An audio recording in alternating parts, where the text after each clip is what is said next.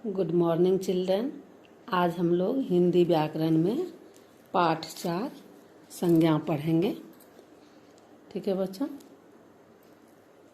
सबसे पहले जानेंगे तो संज्ञा क्या है। तो बच्चों, आप लोग अपने अगल बगल आसपास जितनी भी चीज़ें देखती हैं सबका कुछ न कुछ नाम होता है। उसको कुछ न कुछ कह के आप पुकारते हैं। जैसे यहाँ दिया हुआ है,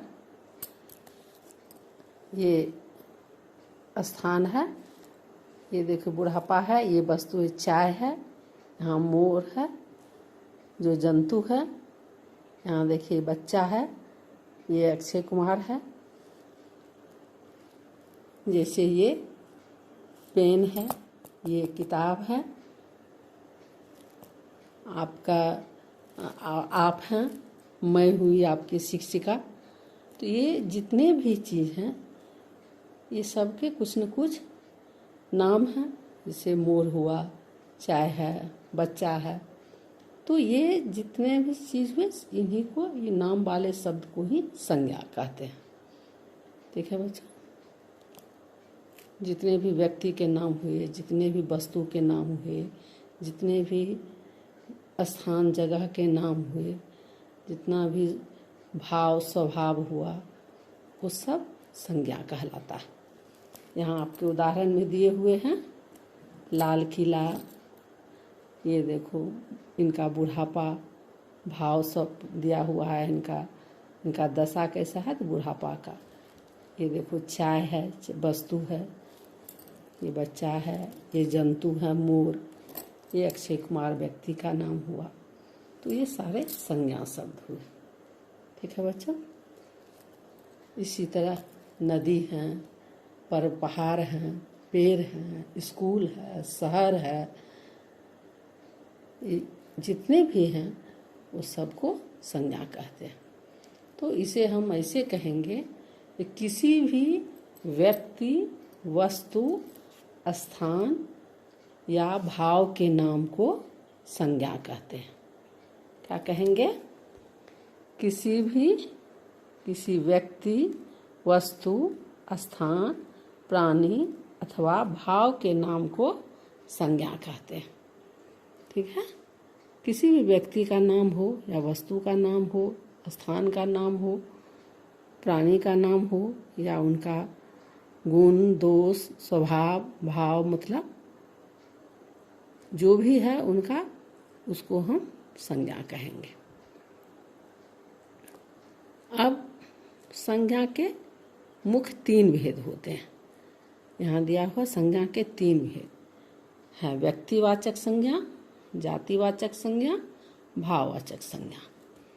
ठीक है बच्चों, यहाँ देखिए संज्ञा के मुख्य 3 भेद हैं: व्यक्तिवाचक संज्ञा, जातिवाचक संज्ञा, भाववाचक संज्ञा।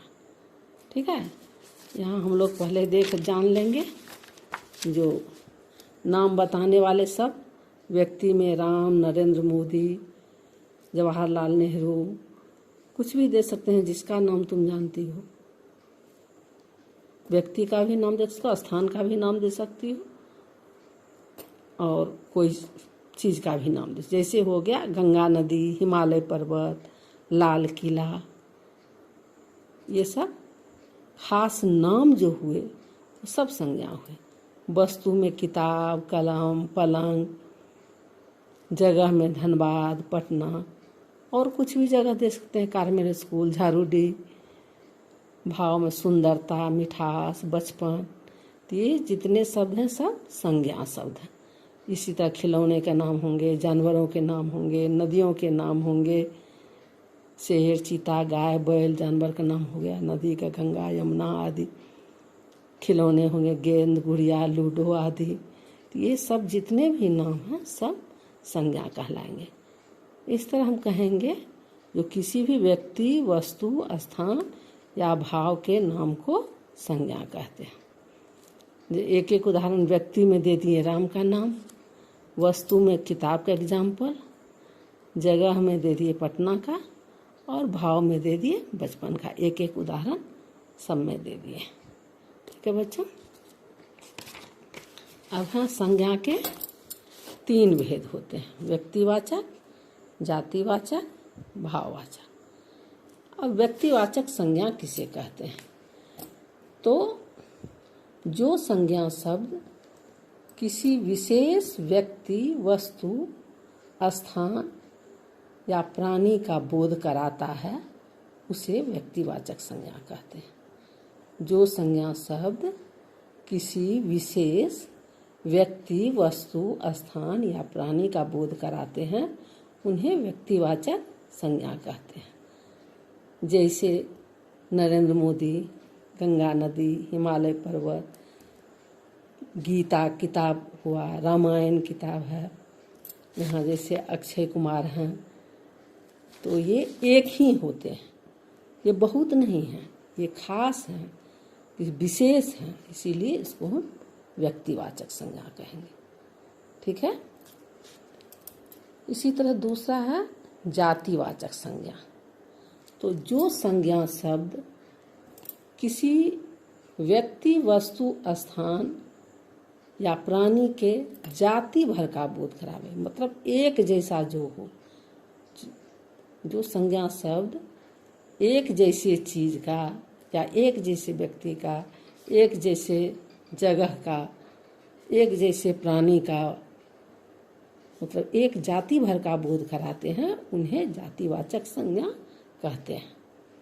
जैसे हम कहेंगे शहर, नदी, पहाड़, पेड़, फल, सब्जी, किताब, इसमें किसी एक का बात नहीं है। बहुत सारी किताबें हैं, बहुत सारी नदियां हैं, बहुत सारे पहाड़ हैं, ठीक है, बहुत सारे शहर हैं।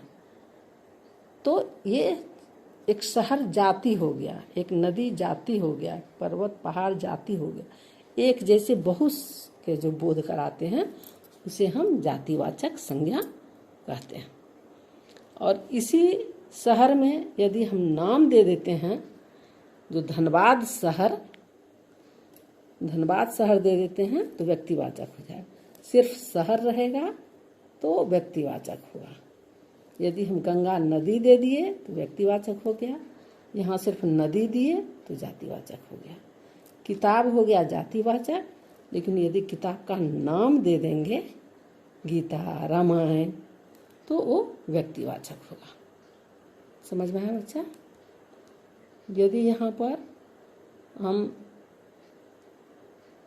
यहाँ बोलते हैं जो मनुष्य या बच्चा तो ठीक है, लेकिन उस बच्चा का यहाँ नाम देंगे तो व्यक्तिवाचक होगा, और सिर्फ यदि बच्चे कहेंगे तो जातिवाचक होगा। ठीक है। तीसरा है भाववाचक संज्ञा।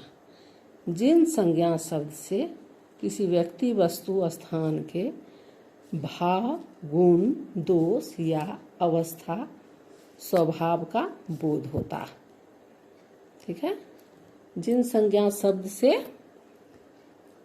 किसी व्यक्ति, वस्तु के भाव, गुण, दोष या अवस्था, स्वभाव का बोध होता है।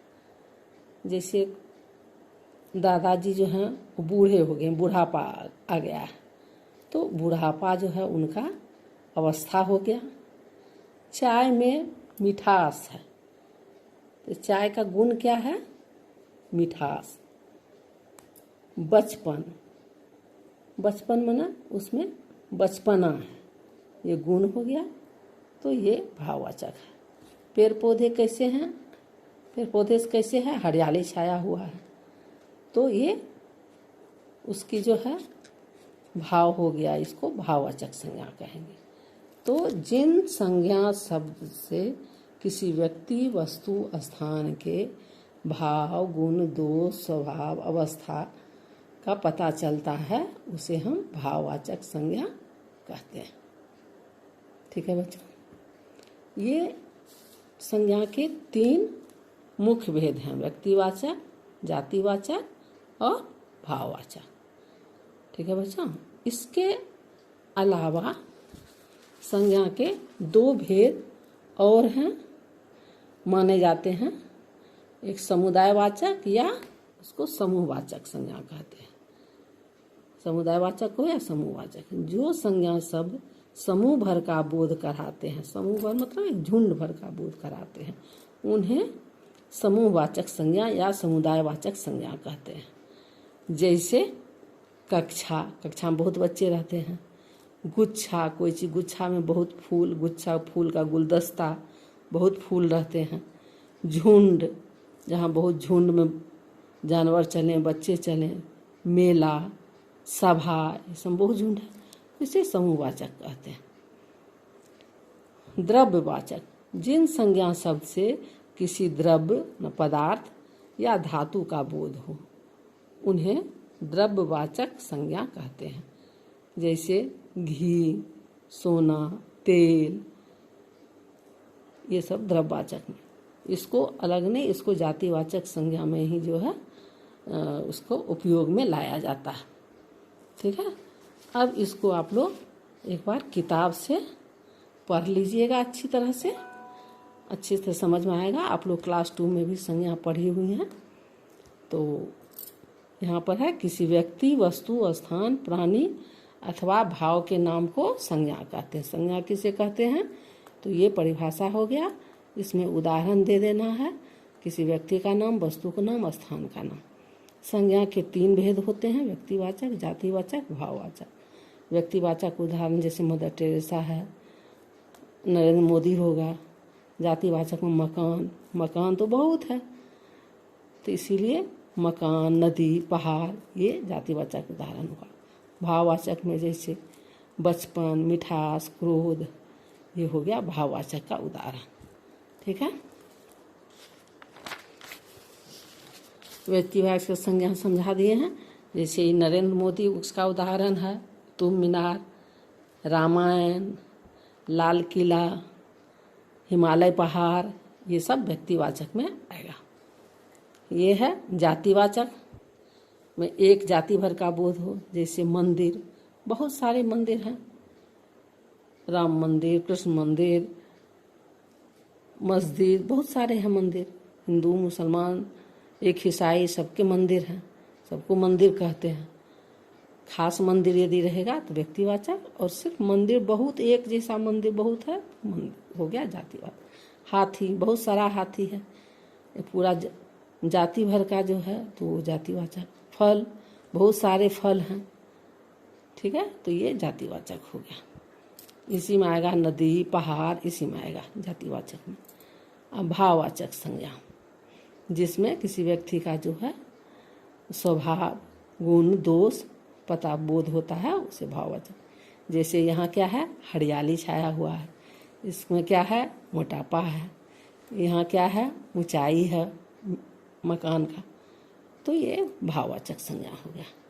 इसके अतिरिक्त जो है समुदायवाचक या समूहवाचक, तो यहाँ देखो कक्षा में बहुत सारे बच्चे हैं, भीड़ है, झुंड है, तो ये कक्षा जो है समूहवाचक हो गया। अंगूर में देखो गुच्छा है, तो ये समूहवाचक हो गया।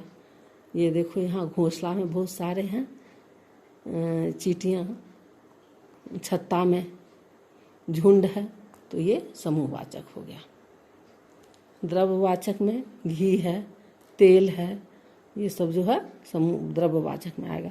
सोना, धातु में यहाँ क्या है, द्रव्य और धातु, ये द्रव्य हो गया, ये धातु हो गया, तो ये द्रव्यवाचक हो गया। ठीक है बच्चों, अब यहाँ पर दिया हुआ है जो जातिवाचक से भाववाचक कैसे बनाएंगे, विशेषण से भाववाचक कैसे बनाएंगे, क्रिया से भाववाचक कैसे बनाएंगे।